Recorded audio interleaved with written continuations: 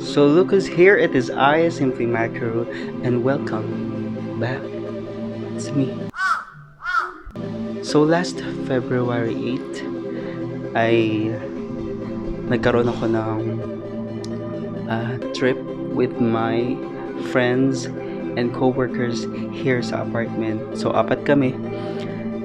And then suddenly while traveling, riding a bus, I just called back home in our house in Bulacan, and they updated me na I already received my Google PIN. That's right. And ito ay nasa post office pa no February 4. Pero pinuntahan ng mother ko sa post office dito sa Angat, Bulacan noong February 8. Pero hindi pa siya nade-deliver. Sinadya niya lang sa post office.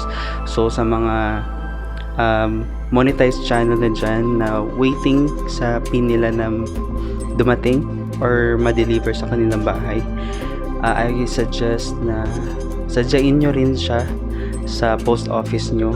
Maling nyo, nandun na yung Google PIN nyo, hindi lang na i-deliver sa bahay. But for some, intay-intay lang, ma-deliver din yan sa inyong address. And then, nung na-receive ko to, kakatapos ko lang mag-request ng Google PIN for the third time.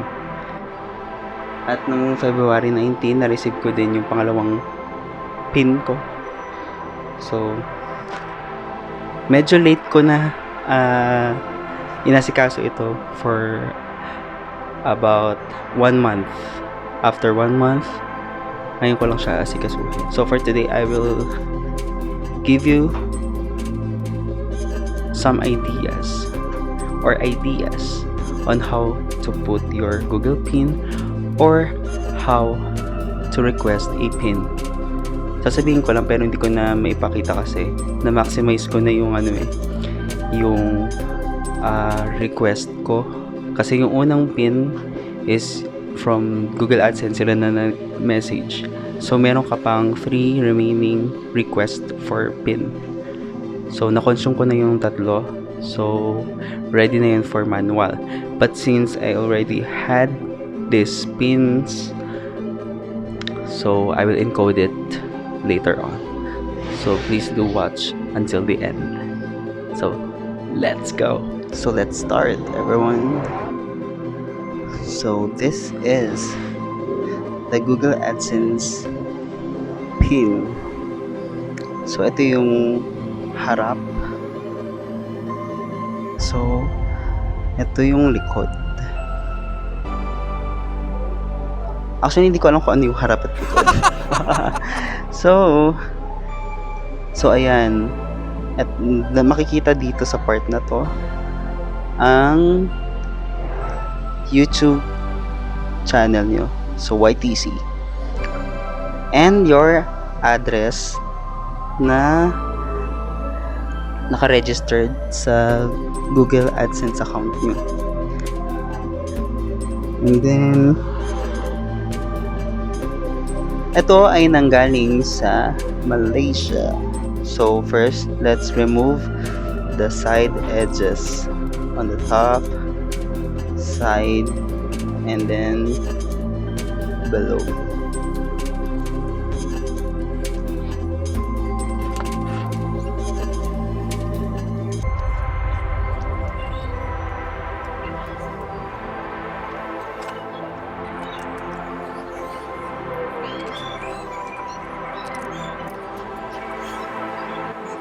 So, we already removed the edges.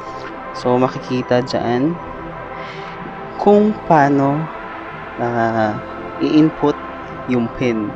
And sa right side is your 6-digit PIN. So, let's read Google AdSense or Google AdSense Personal Identification Number or PIN.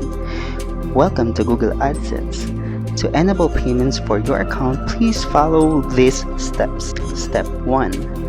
Sign in to your Adsense account at www.google.com/adsense/ with the email address and password you used during the application process.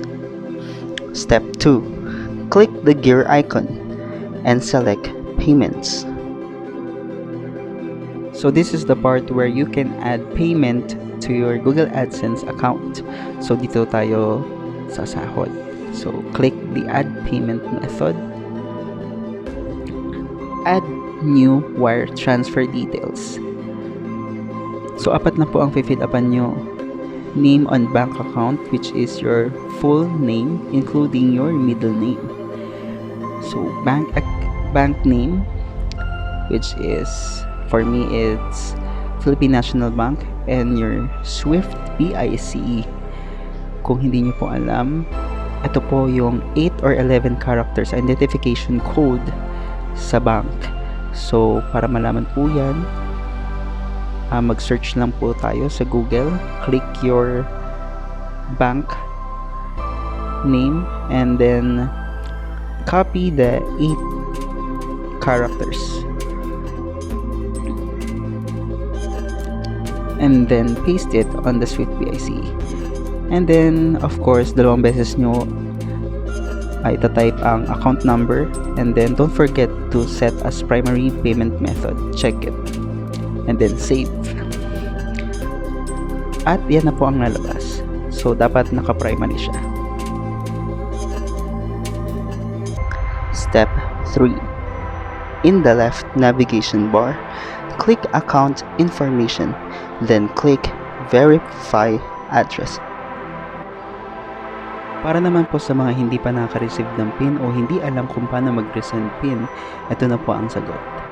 So just click kapag clickable ang resend PIN, and then you will receive an email na magpapadala na sila ng PIN sa inyo.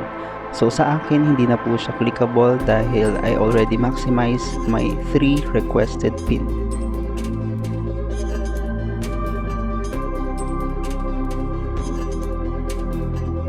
Step 4.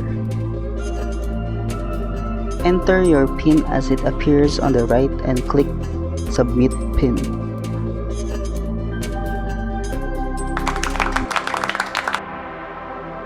And then you will receive an email to your Gmail account, which is the Google payment. So about sa Google AdSense lang yan, your primary payment method changed.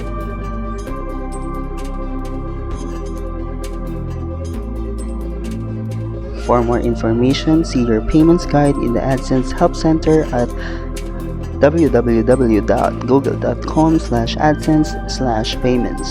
Thanks, the Google AdSense team.